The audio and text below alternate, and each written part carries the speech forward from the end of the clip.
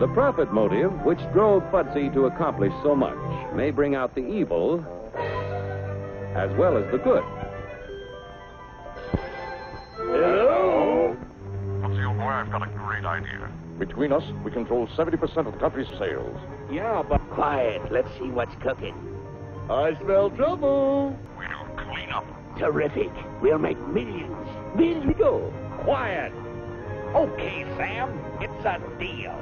You'll be sorry.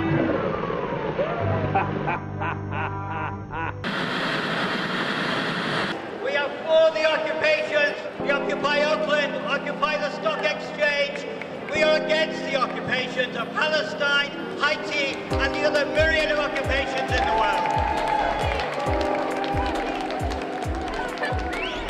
What's the most important part of any structure? What's the most important part of the structure? You look at this church. The rest of the structure wouldn't be there if it wasn't built on a solid foundation. The most important part of any structure is the foundation. And if the foundation of a structure gets up and walks away, the rest will have the choice of either following or crumbling.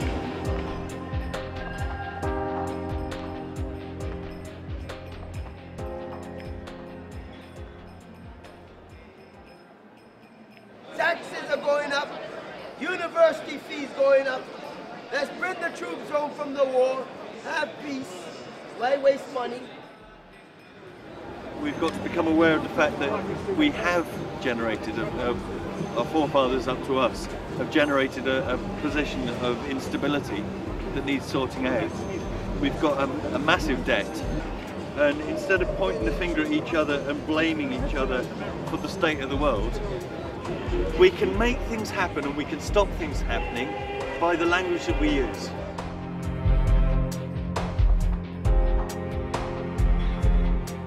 They should see what's happened. You know, there are people who can't leave their houses because their mobility allowance has been cut. There are people who cannot afford legal representation. For me, these are important rights of human beings who live in a democratic society. And they're being taken away to support 1% of the population who live like kings already. Everything we need is already here. We've stripped the earth of so much of its material wealth, but we've put it into a way that profits me as an individual, but shits on everything, including me. And as long as I don't look at the destructive attitude, the destructive habits that money has generated, as long as I don't look at that, if I can keep the blinkers on and just look at the money, then I'm all right. You can't put a money figure on life, but we do. As a race, we do. If you look at things like gold, diamonds, money, shit, put them on the floor and watch them. The gold never even tarnishes. Will always stay gold, bright and shiny. The diamonds are forever. They won't change form or anything. The money might corrode a little bit, but you know, thousands of years and it will still be exactly the same shape as it was. It won't do anything for you. Now the shit, that will turn into soil, and leaves or seeds and things will blow into it, and they'll germinate and they'll spring up from it. And you'll notice that life will come out of shit. But it won't come out of money, and it won't come out of gold, and it won't come out of diamonds. So only one of those things is vital or viable, and that's the shit.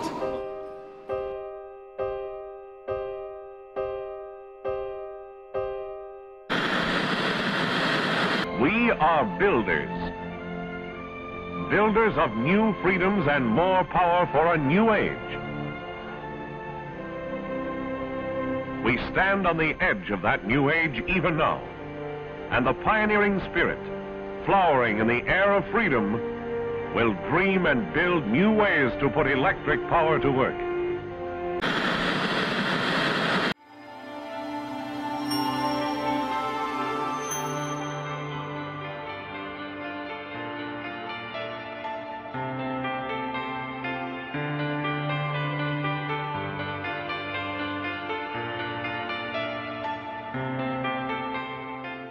The Eden Project is a unique destination. To different audiences, it is different things. But first and foremost, it's a public attraction. It's a botanic garden with the largest single collection of ethnobotany, that of plants for human use, some 5,000 species through 3 different climate zones. And again, that's part of the unique display and message of Eden.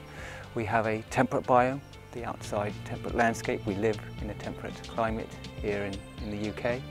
There are also 2 very impressive geodesic domes, biomes as we call them, housing plants from 2 different climate regions of the world, warm temperate climate regions and tropical and to a certain extent subtropical regions of the world.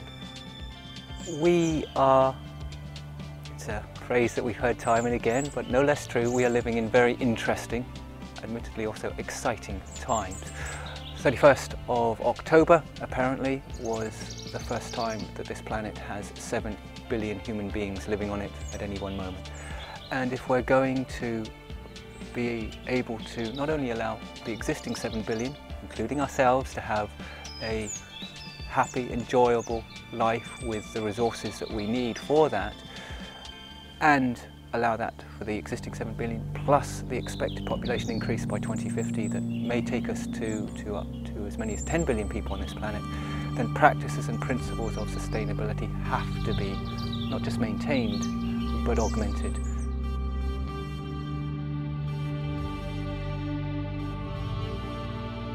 One of the perhaps more important elements for us is harvestable rainwater. The core building, our Education Resource Centre, both covered biomes, have very large surface areas, and we use them for rainwater harvesting, rainwater catchment. Some of that rainwater is stored, cleaned, and we then use it site-wide for various purposes. A project that we hope will be starting to come online early next year. It is indeed a geothermal project. Geothermal is not a new technology. Indeed, in some parts of the world, it doesn't involve drilling at all. It involves walking to the place and there is the hot water bubbling to the surface, and Iceland is a classic example for that. We are at the extremes, end of the line, so to speak, of energy transfer, energy production in this country. So if this county, through wave energy, wind power, now geothermal, can become both a leader and also an exemplar of what is possible to generate, that will be very favourable and very exciting. The message has to be at, I think, all 3 standard levels of local, national and international, and recognising that we don't all have to pursue goals individually. Often sharing resources, sharing ideas is not just exciting and helpful, but very pleasant.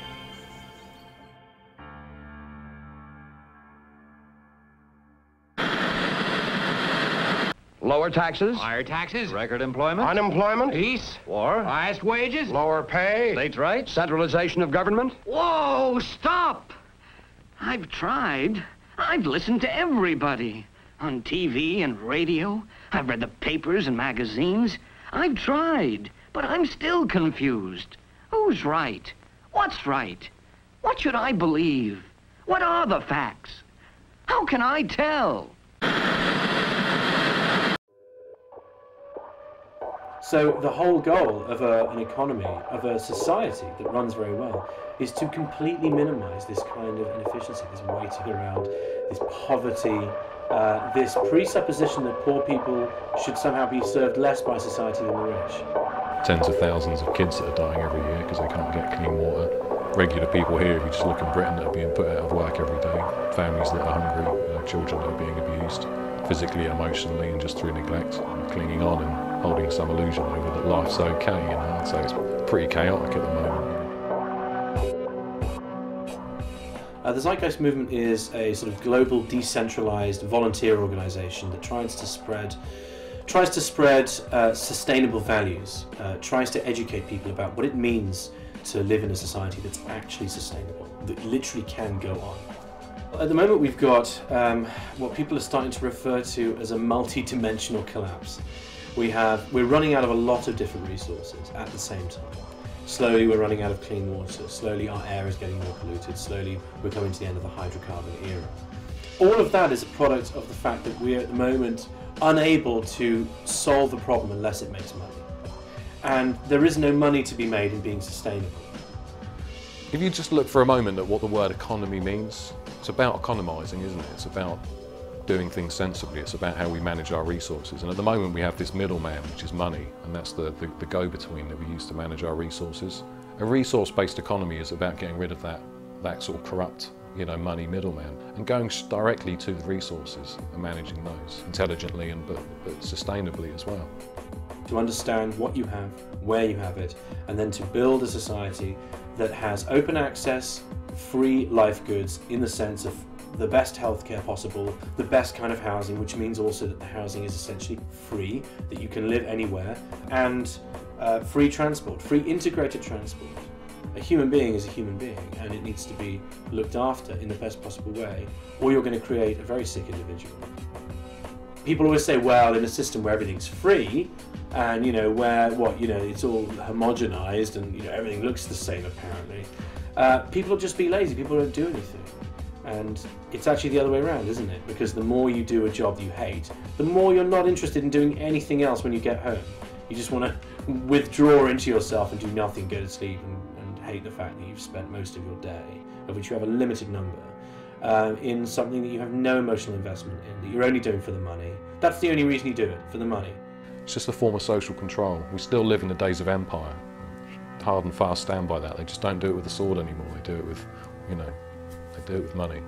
It's either way you're being forced to work, in jobs that are belittling and meaningless, and in a lot of cases very dangerous for us environmentally and socially. Well, at the moment we're very much in the process of trying to communicate this to as many people as possible, because to enact this kind of change requires, for the first time really, everyone to understand what's happening in their society. Mostly we just vote for it and hope it'll get better, and of course it doesn't. We already have the technology in place to do all this stuff. We understand how things work. They can't be put into place because of course they're being competed against by the society. So you have to fight to free that, to essentially produce almost moneyless projects where you just damn well build it, and you showcase and demonstrate this so people can essentially come and see a museum of the future, or multiple museums of the future. City systems like the Venus Project, like stuff that Buckminster Fuller talks about. It's been spoken about by a great many theorists. That's one of them, but there's many other things as well. But the biggest move at all is really going to be global revolution. It's going to be a combined opting out of the current system. The world does change, and it will keep changing. It's just kind of which way you want that change to go, isn't it, is the question.